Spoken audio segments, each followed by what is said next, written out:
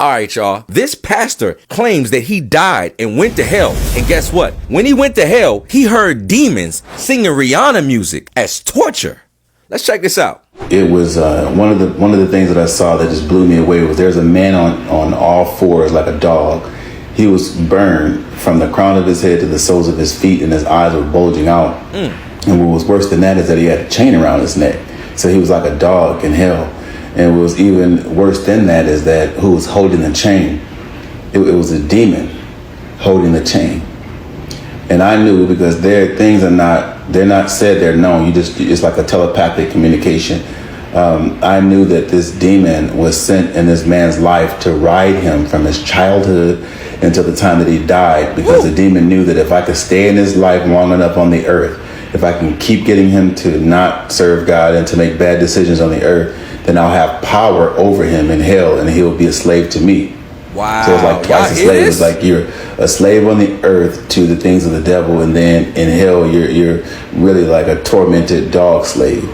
And then there was another part that I experienced that just blew me away. It still baffles me to this day.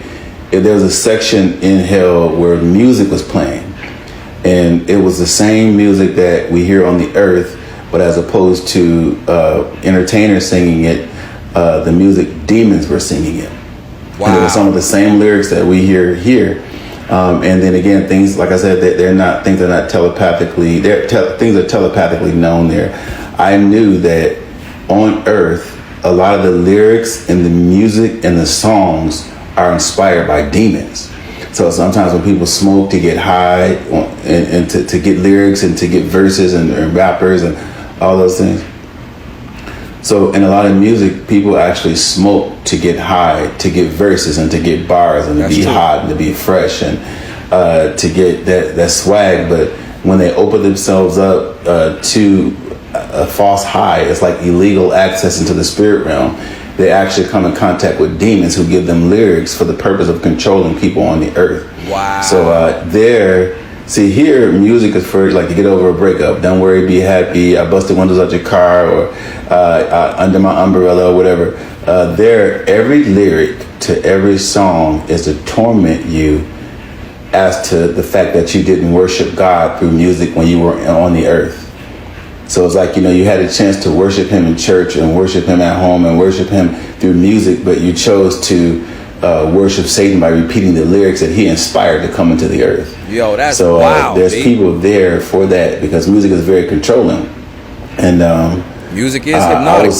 I was angry with God, because it's like, how did I do this much good and I'm actually in hell? Well, I lifted up out of hell and I came back on the earth, and God began to speak to me. I actually saw the real Jesus. I saw him. And he began to speak to me, and he said, you have been secretly upset with the people that hurt you. You have been hoping that I would punish the people that hurt you. He said, these are not your people, these are my people. He says, I only want you to focus on the assignment that I'm giving you, because I want to do something through you that the world hasn't seen.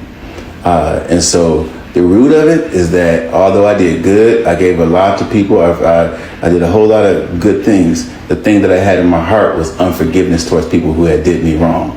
Ooh. Because a person that can't forgive is a person that's forgotten how much they have been forgiven of. So that's my experience with hell. Hell is a real place, and I don't believe that God doesn't send people to hell. People send themselves to hell.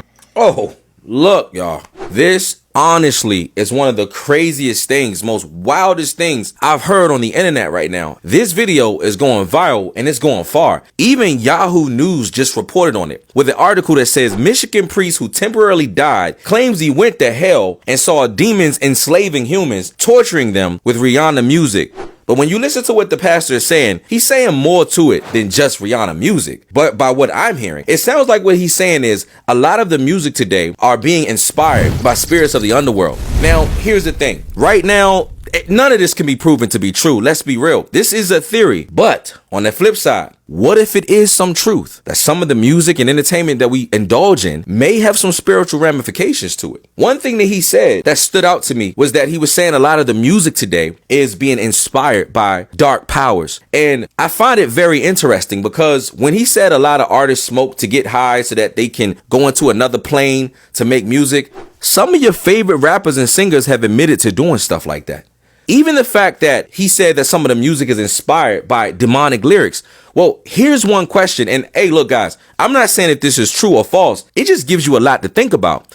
And one of the things that it made me think about was the fact that our hip hop music today, the music sounds so insidious. And the music is all about murder and kill and death and all of the most terriblest things. Sells the most records in stores and in concerts. It's just very ironic that the pastor will point out that some of the lyrics may come from hell itself. I mean, this is a really crazy, creepy, and scary thought to think about. One thing I have noticed, when we were young, one generation called the young people hoodlums. Another generation called the young people thugs. Another generation called their young people savages. Well, one thing that I noticed, if you listen to the hip hop music today, the young people are not calling themselves savages, thugs, hoodlums. They're now calling themselves young demons.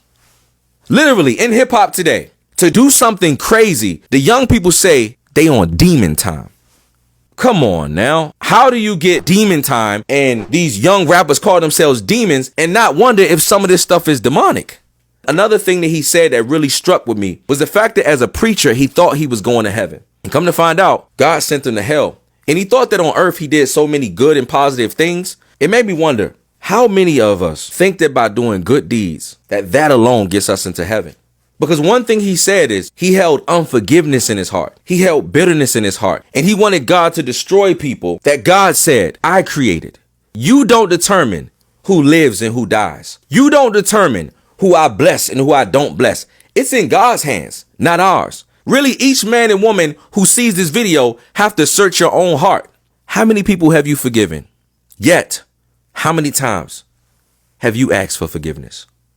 Let's be real. When someone betrays you, when someone hurts you, when someone does wrong by you, let's be real. How hard is it to forgive people? It's super hard to forgive somebody who betrayed you, who stole from you. But this video made me search my own heart and think, what if one of the keys to heaven is forgiveness? Because how hard is it to forgive? Yet how often do us ourselves need forgiveness? Look, this video ain't about Rihanna. I don't got no issue with Rihanna. I don't know if what this man's saying is true or not. All I'm saying is this video just made me think, because no man knows the time or hour when God's going to call us home. And we all have but so much time to correct our mistakes, to get it right with God, to get it right with our family and ourselves. Another thing, it was a bunch of wild stuff that he said. But one of the things that he said that most people have never said before is the fact that God doesn't send you to hell. This preacher said, you send yourself to hell. That you are actually in control of your own actions. Because God said in his word, choose ye this day who you will serve. So at the end of the day, whether a person chooses good or evil, right or wrong, everlasting life or eternal damnation, you are the one who choose. Straight up.